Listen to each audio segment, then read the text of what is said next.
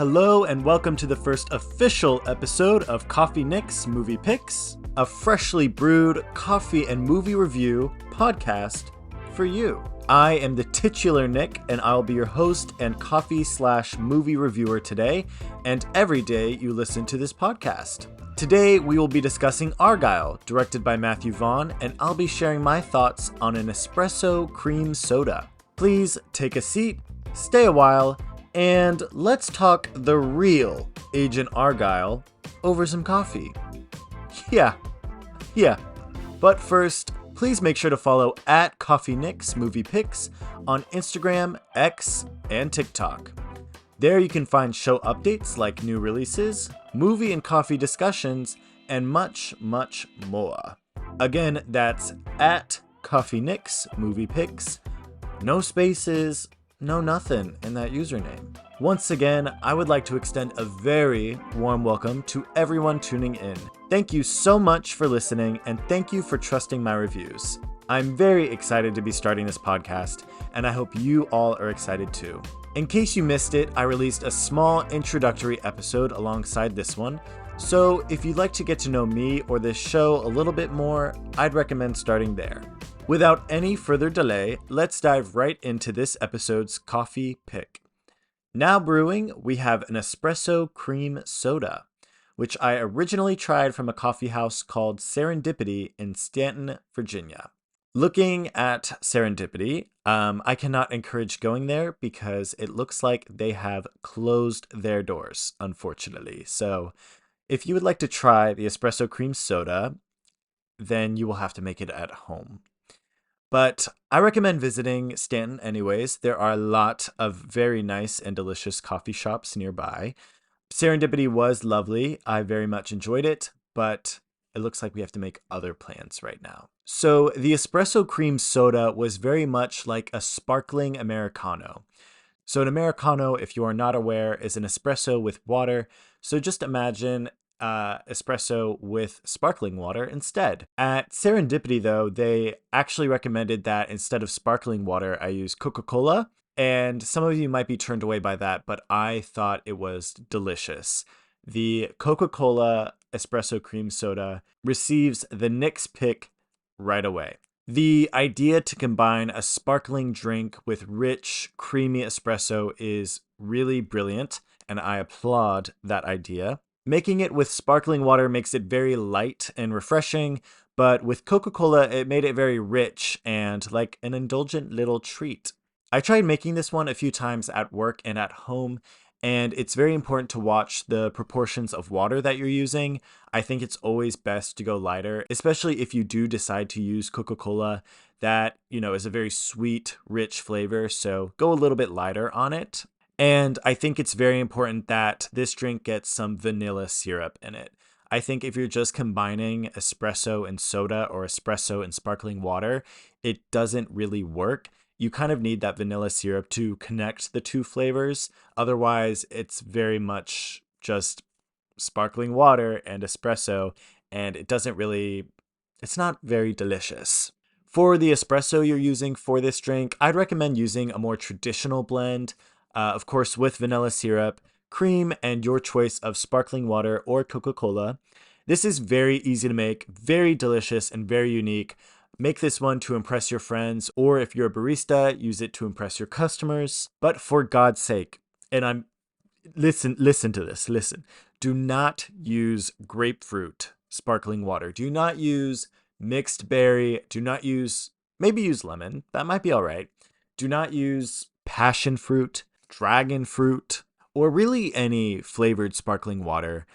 Just grapefruit and coffee, that combination in my head, that really sends my mind into a spiral, and it makes me want to gag. I don't like the thought of grapefruit and coffee being together, but maybe you could really make this work. Like, I think lemon sparkling water or like strawberry sparkling water and coffee, that might work. You could work that out. So my coffee thought today, and I'm adding this little segment, my coffee thought, this is basically just some unrelated thing I would like to talk about. I'd like to talk about the gym, GYM. This is a place that I do not go to. There's a community gym in my neighborhood, And one day, recently, in the past like week or so, I got off from work early. And I was like, well, what am I going to do with my time? I was like, well, I guess I could go to the gym. I have not been to a gym in years. I work out elsewhere, outside, I prefer. But I was like, why not? I could get a good workout in. And the gym is not an enjoyable place to me. And this visit only confirmed that. There are people there at all times of day. It's very crowded and everything. And the vibe was not very friendly. I don't know how to use any of those machines, and I'm not going to ask someone. I don't know. I don't want to do that. I don't know what they're thinking in their head.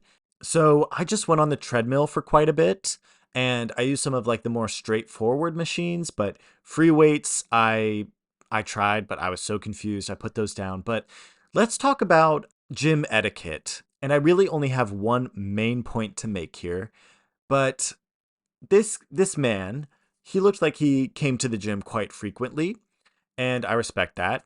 I could never. And he had that big bar that he was lifting, and he was in the middle of the gym, not like by the mirrors where like you do the free weight type stuff. He had this big bar and he was standing in the middle around all the machines for some reason. And he looked like a weightlifter because there were a lot of like weights on the stick, and he had really big muscles, so he must be a weightlifter, right? Um, and he was trying to lift the bar, and I get it, it's very heavy, like a lot of energy and power has to go into that, but it was very difficult. But he was just moaning so loud. He was lifting. He was like, "Oh, ah, oh!" I don't want to hear that ever. That's enough. If your vocal cords are eliciting that response from lifting those weights, you don't need to be lifting them. You don't. Or you don't need to be lifting them in public, where this is a family area. This is a community gym. I mean, there was nothing sexual about this, but it was just disturbing for me. So I'm not going back to the gym. That's my coffee thought today. And the espresso cream soda, especially with Coca-Cola, maybe even some cherry vanilla Coke, that gets the Knicks pick. My coffee thought. Is that a segment I should keep? Yes or no? Let me know at Coffee Nicks Movie Picks on Instagram, X, and TikTok. Moving on to the main event of today's episode. For today's Now Showing, I'll be reviewing Argylle. Argylle is a 2024 film directed by Matthew Vaughn and starring Bryce Dallas Howard, who plays Ellie Conway, a best-selling author of an espionage book series. Ellie is thrust out of her introverted author lifestyle when she discovers her books predict real-life espionage plots and secrets, which make her a target to multiple spy entities. The bigger the lie, the bigger the... yeah, whatever. I will start by saying that I thought this movie was not good. And usually I don't start right away with a general thought like that, but I think I have to get that out of the way. This will be a more negative review. I don't want every review I do to be this negative, and I'm really not this negative when it comes to movies, but if you have seen Argylle, I think you will understand why I have to preface it with that. Right away, I will say that this is a movie that tries to impress and entertain its audiences solely using an overwhelming amount of cheap and uninspired plot twists, which I will talk more about later. Personally, I feel that this is disrespectful to audiences because we are giving this story and these characters the time of day. Ultimately, we are giving this movie an audience. We are devoting our time to understanding these characters and this story and this message, or lack thereof. So when a film yanks the rug out from under us several times, completely changing the premise of its characters and its story, for little to no reason other than to impress us, yeah, I don't think that's right. None of the plot twists in this film served any greater message or purpose from what I could tell. I'm talking very vaguely. I will get into specifics after I start talking about spoilers, but as you can tell, I'm not happy with this movie. I think a lot of the decisions in this movie were actually made with the intention of being, for a lack of a better word, goofy, and I can see why they did that. The campy and gaudy style worked for Kingsman, which Matthew Vaughn, the director, previously worked on that series. So why wouldn't it work here? Well, first of all, Kingsman, from what I understand, I have not watched all of the movies, so don't quote me, does not bait and switch their audiences to the degree that that Argylle does. Kingsman is consistent with its aesthetics and its style and its type of comedy and its action. And Kingsman ultimately tells a story and gives us characters that are more thought out and more interesting, really. I think a lot of the people who went to see this movie were thinking they were going to see a sitcom of sorts. From the trailer alone, all you know is that this story is about an introverted author thrown into a violent and crazy plot of one of her own spy novels. Surprise, surprise, this is not at all what the movie is about. I really think of Don't Worry, Darling, and how I think that movie also sort of did a bait and switch with its audiences. And, I think it worked out better for that movie. I don't think that movie was great. That could be a whole different review, but I think that had a similar issue to this one, where the plot twist was so drastic and so crazy that it completely changed the content of the film. And when this happens, I think that audiences are betrayed in a way. A crazy plot twist, that's okay. And, I really like that sometimes, but it should still work within the context of your story. Think about M. Night Shyamalan, The Sixth Sense, and spoilers for The Sixth Sense if you haven't seen it, but I think I don't know, I feel like everybody listening to this podcast has seen that. Maybe not, though. I recommend it. Off topic. But that plot twist in that movie, I think works, or it does work. With the overall story of the movie, the plot twist is consistent. You can go back and be like, yep, this checks out. And, it fits within the world of The Sixth Sense. It fits within the world of that story. Don't Worry, Darling, and Argylle, not so much. So I don't like talking vaguely in my reviews. So any review that I do, if the movie has big spoilers, I will usually have the spoilers very early on. So with that being said, it's time to talk about spoilers. As you know, this movie is about how Ellie's spy books are all actually true.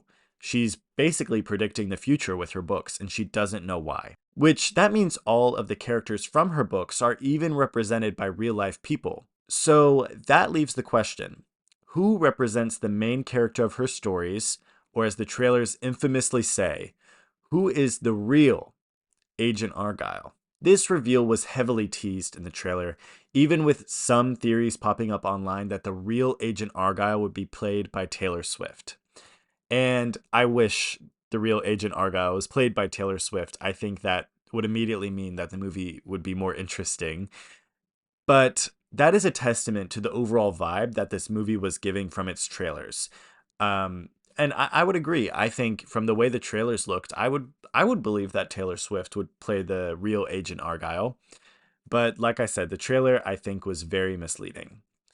So, spoiler, the real Agent Argylle is Ellie, is the author of the books. She is the real Agent Argylle. Ellie Conway is actually Agent R. Kyle, who was severely injured while on a mission. The villains of the film, played by Bryan Cranston and Catherine O'Hara, found Ellie after her accident and brainwashed her into thinking that it was an ice skating accident and that she is an author who waits tables, and that they are also her parents. So that was also a plot twist that they made where her parents tried to kill her at one point, but then they shot the parents, and they never really explained it right away, but you found out later why that happened. It didn't work well. So Ellie then misinterprets the foggy memories of being a spy that are in her subconscious as ideas for her book series. And she starts writing the books that are actually all true. That's the twist. And for me, from the second that Sam Rockwell's character, Aiden, made a comment earlier in the movies where he said something like, you're not half bad as a spy. I kind of figured that that is what the twist was. Speaking more about Sam Rockwell's character, he did fine. There was a point made earlier in the film where it was like, wow, you don't look like the typical spy, which is weird because he ends up being like the inspiration in the back of Ellie's mind for Argylle. So he kind of is the stereotypical spy. So that doesn't really work out. But my experience watching this, I don't know why I thought this, but I was convinced going into this movie that that was Owen Wilson. I was so distracted and disturbed throughout the movie because I was like, why does Owen Wilson look so different? It's not Owen Wilson, it's Sam Rockwell, but I'm going to call him Owen Wilson just for fun. I think it's because in the trailer he was like, wow, you're Ellie freaking Conway. It was just kind of like that Owen Wilson vibe. I don't know. So Owen Wilson, Sam Rockwell is Aiden. That's off topic though. After Ellie finds out that she is the real Agent Argylle, she has some conflict sorting out her identities, but she really moves on very quickly. Her and Aiden, Owen Wilson's character, they go on a mission together, and it's immediately like the movie is in spy mode, which I really just think whoever made this movie just really wanted to make like an all-out spy movie, which didn't really work here. And for the rest of the movie, the characters even dress as their fictional counterparts, which, that leads to the question, is that how they dressed like back in the day before Ellie had the accident? Did they actually dress like, did Sam Rockwell, Aiden, did he actually have that horrendous Argyle haircut or what? It was just very confusing. In the end, I do not think the film does enough to remedy this change for Ellie. Aiden at one point even calls Ellie's old life or her life as an author pathetic. And, I think in the moment this was just to get a reaction out of her. But they don't ever address that again. They don't address Aiden calling Ellie pathetic. Which I think maybe there should have been a moment where Ellie is like, well, the enjoyment I got from being an author, that was real. And hey, maybe I am a different person than I was before. Maybe I'm not exactly a spy anymore, and that's okay. But there was never a moment like that. The closest thing we got to that was seeing that Ellie did continue to be an author and publish the next book, but there was never a conversation that was had, an epiphany for Ellie, or anything. There was never really any sort of closure we got with Ellie settling the two lives that she's living. It was very much like she does all this spy stuff and then she publishes her last book. I was really craving a moment that was like Ellie saying that she liked her life as an author, and maybe she did want that. This is why I think that this movie just disrespects its audience and the time that they put into understanding the characters. This movie doesn't even seem to respect its characters. And I think showing Ellie having this epiphany would have made the very lazy and uninspired plot twist more excusable. Let's talk more about the details of the plot twist. They really didn't even find a creative way to show the brainwashing itself. So Catherine O'Hara's character and Bryan Cranston's character, like I said, find Ellie in the hospital after this accident. They sneak into her hospital room. The brainwashing, there could be a lot of different ways they could depict this. I think that they chose possibly the least inspired way to do so. So get this. Catherine O'Hara's character pulls out a laptop, places it on Ellie's like hospital lap table, and puts the little like swirly hypnosis thing on the screen, and yeah, just brainwashed her. Which you find out that Catherine O'Hara's character is like this psychiatric researcher and everything. So for her to just pull out a laptop and have the little swirly screen, I was gagged in that theater. I was gagged by that. I was like, there is no way that that's their excuse for the brainwashing. And later on, in one of the final scenes, Catherine O'Hara is like the last villain. There's a fight scene. I can't even tell you who is fighting who, but it's Aiden and Ellie versus like some girl, I think. And Catherine O'Hara goes over the loudspeaker. They're fighting on a boat, this huge boat. And Catherine O'Hara goes over the loudspeaker and literally uses sleeper agent activation words to get Ellie to start fighting Aiden. So she's over the loudspeaker, and Catherine O'Hara, she's like, Gamma, Delta, Beta, Omicron, Rho, Zeta. Like, um, yeah. So, not only is she brainwashed, she's a sleeper agent. And that is unaddressed as well. She also brainwashed her, and like, she's a sleeper agent, and her activation thing is like those words, but also a music box. So Aiden like he throws the music box on the ground and snaps Ellie out of it, because apparently it was like a magic music box with like a spell on it that just magically woke her up. Or maybe it was the music. I don't know. I don't think any of this is scientific, so I should not read too much into it. So, not even the details of the plot twist, let alone the revelation of that plot twist, which, keep in mind, the plot twist was the most enticing item of this movie. None of that was done anywhere near well. Next, I want to talk about the romance of this movie. Yes, this movie has romance. Why is it there?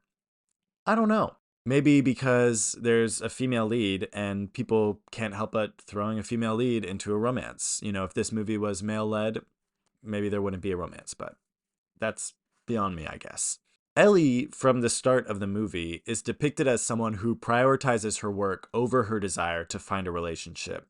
And that's something that doesn't really change even after Ellie learns the truth about her identity and her history. Even before the brainwashing, Ellie was still very career focused and was regarded as an exceptional spy. There's a reason why Catherine O'Hara's character was so keen on capturing her. About half of this movie is about Ellie trying to escape this spy lifestyle that she finds herself thrown into. After she learns the truth, it's about her navigating these conflicting identities that she has. So, where in this movie was there anything about a romance? Was there anything suggesting a romance? Maybe just because Ellie is a woman and her partner Aiden is a man, they just felt they had to put them together, which that drives me insane. So because, half the movie is about her escaping this spy lifestyle and the other half is about her navigating her identities, why is the ending for Ellie's character romance? Did the creators of this movie watch the blockbuster film Barbie this summer? It seems like they didn't. And I know that the film really ends with Ellie going on to publish her next book, but why was romance even a necessary part of this ending? Why was it a necessary part of this story? Ellie and, her supposed love interest Aiden really did not have any sort of chemistry to warrant a romance. So why? It was very out of place, and again, not right for Ellie's character or this movie. I think the movie even knew this romance wasn't right because there is literally a montage of Ellie and Aiden, just interacting throughout the film as the two kiss at the end of the film. I think this is trying to convince audiences that yes, they spent time together, they love each other, but even in the montage, it's just them like laughing together, and it plays like slow music. It's as corny and cliche as you can imagine. And my thoughts on montages: you should not have to use a montage to remind your audience of something that happened in the movie they are watching. Montages like that are kind of like catching them up on something, I think that should only happen in movies that span, or stories that span multiple movies. Why am I watching something I just watched 30 minutes ago? Instead, you should be making moments and scenes that are very memorable and that, I'll think of by myself when they kiss, not I'm forced to think about it as they kiss. You know? You feel? Yeah. Yeah. So, as I was saying, they had this fight on the boat. The boat explodes, but Aiden and Ellie and some other girl, that is another thing, they get away from the exploding boat. And as they ride away, it cuts to Henry Cavill and John Cena's characters on the boat in Ellie and Aiden's places because, those two are the fictional Argyle characters representing them in Ellie's story. And, on the boat, Ellie and Aiden are kissing. And then it cuts to Henry Cavill and John Cena just standing there. Why are they not kissing? They're representing Ellie and Aiden, so they should be kissing. Give us Henry Cavill and John Cena kissing now. And not that I wanted Ellie and Aiden to be kissing, but if they were gonna do it, they might as well gone all the way and committed to it. They copped out. They copped out. And that is really unfortunate because I think that would have been a good moment. It would have been memorable. But instead, it's not memorable. And really nothing in this movie is memorable. I had a really hard time writing like my talking points for this movie because I really don't remember too much, but I'm trying to piece it together because there are moments that really stuck out to me in a bad way. Speaking of Henry Cavill, the hair, first of all, was atrocious, but I think that's been talked about and said enough. Throughout the movie, Ellie would see visions of Henry Cavill's character, who, again, plays the fictional Agent Argylle. And I guess this is meant to symbolize Ellie being Argylle, but every time it would show these visions, it would do so just using a POV shot from Ellie's perspective. Once again, it's a very lazy way to depict this connection. Why in the year 2024 are we using POV shots like that? I don't know. The POV shots not only were there POV shots, but they would even show Ellie's eyelids blinking over the camera lens, and it did that so many times. You would see like her big eyelashes like beating over the camera lens, and it was so corny. It was so corny. To me, this just breaks several rules of cinema. I know POV shots have been used many and many and many times before, but I don't like them. I never do. And right away and they make me upset because the camera to me, the camera is us. The camera represents us being there with those characters. So to like kind of break that rule and have us now see through the eyes of a character, it doesn't really work for me and it's disorienting in a way. I know that's probably like a little dramatic, but that's just how I feel. And it's lazy. It's lazy. They could have done like they could have had a really cool way to show Ellie and Argyle's connection rather than that. She looks in a mirror with her big ass eyelashes, like beating over the camera lens, and we see Henry Cavill. No, I think there was a much cooler way to show this. I even think of Star Wars The Last Jedi with Kylo Ren and Rey and how their connection was represented cinematically and that is amazing. I think that was a stellar way to represent the connection of those characters. So, why didn't we do something like that? We had the budget for it. We had the actors for it. We had a director who's done stuff like that before. What happened? So there's all of this. Everything I've discussed so far.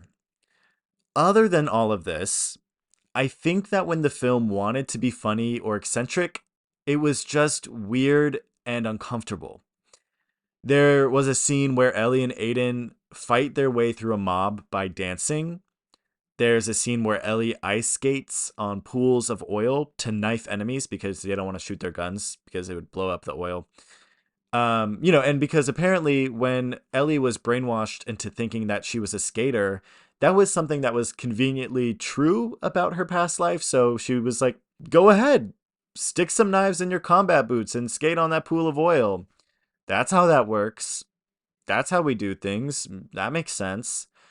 I know that was obviously meant to be campy, but no one was laughing. No one. Everything in this movie was just made out to be a plot twist, also, which, when there's so many plot twists in a movie, I personally get tired. When Catherine O'Hara and Bryan Cranston, like I said, also brainwashed Ellie into thinking that they were her parents. So, it was a plot twist when they all of a sudden were trying to kill her and Aiden, like, shot Catherine O'Hara. And then there was at one point like Aiden potentially like couldn't be trusted and Ellie was freaking out. And that's what got her to go back to her quote unquote parents. And it was just too much. And when there are so many plot twists that really don't mean anything or don't result in anything, I get tired. Overall, to speak kind of like larger than just this movie, this watching this filled me with such despair like I have never felt while watching a movie. Walking out of the theater, I lost hope in movies. I was so disappointed because I think this movie just speaks to a larger issue with these like super high budget movies that are trying to be like crowd pleasers, which that's fine. That's worked before. But I think what really bothered me was that they are putting all their eggs into one basket, and that basket is the plot twist. And I think that some writers, some film writers, they think that all audiences want now are the plot twists. They want those shocking moments. And I think that's like kind of a consequence from these Marvel movies. And, those most times are warranted because these are characters that people have known their whole lives.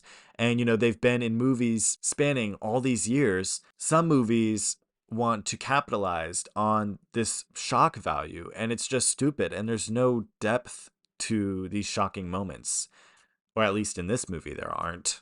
That's just about everything I have to say about this movie, and I promise it wasn't all bad. The opening sequence of the film shows us a scene from Ellie's latest Argylle book, with Henry Cavill, John Cena, and Dula Peep, and that was enjoyable. The camp and the corniness, it worked here. It was, turned to 1000. I feel like they really committed to the corniness. And there's a moment where I believe they CGI animated Dula Peep riding a CGI motorcycle in front of a horrible green screen. But I might have imagined that. Either way, I was living for it. I really wish they found a way to incorporate Dula Peep into the story more, but seeing how the story turned out, I'm kind of glad they didn't. Before the big twist in the film, people in my theater seemed to be possibly enjoying themselves. There were maybe like, 2 or 3 moments where I heard a chuckle, but thinking back, it might have also been a cough. I don't know, but I think people were maybe enjoying seeing this introverted, cat loving author be thrown into this situation where, she's forced to be a spy. So that makes me wonder what people think of the twist. Was it a letdown for those people that were enjoying the movie? Do you think it worked? Would you say this movie was more or less enjoyable after the plot twist? You can let me know at Coffee Nick's Movie Picks on social media. I also wanted to include a small review from my friend Max, who is also an avid film lover and critic. His review, quote, "I can't believe I watched that sober." Thank you, Max, for sharing your opinion with the show. I can't believe I did either. In his letterboxd review, Max also shared, quote, "Moral of the story is never doubt Nick when he tells you a movie is shit." End quote. What I'm hearing is that I just got my first endorsement as a movie reviewer. So thank you, Max, for that. But yeah, that's my review on Argylle. With that being said, Argylle gets the Knicks. While the movie has a fun premise and enticing twist that will ultimately get people seated in the theater, Argylle feels like a bait and switch that doesn't care about its characters or original appeal. What can we learn from this movie? Well, we can definitely learn who the real Agent Argylle is. And that's enough. I just want to end by saying thank you so much for tuning into this premiere episode of Coffee Nick's Movie Picks. If you like what you heard, please be sure to give the show a 5-star rating and subscribe on Apple Podcasts. You can also follow the show on social media and share the show with your friends. I would greatly appreciate it. I had so much fun today, and I can't wait to do this again. Until next time, I think it's time for you to meet the real Agent Argylle. Thanks again for listening to Coffee Nick's Movie Picks. Our opening theme is Summer Solstice on the June Planet by Bail Bonds. Our closing theme is I Feel It All So Deeply, also by Bail Bonds. Before you go, don't forget to give Coffee Nick's Movie Picks the Nick's Pick by subscribing and rating us 5 stars on Apple Podcasts. You can follow Coffee Nick's Movie Picks on Instagram, X, and TikTok at Coffee Nick's Movie Picks. Again, that's at Coffee Nick's Movie Picks.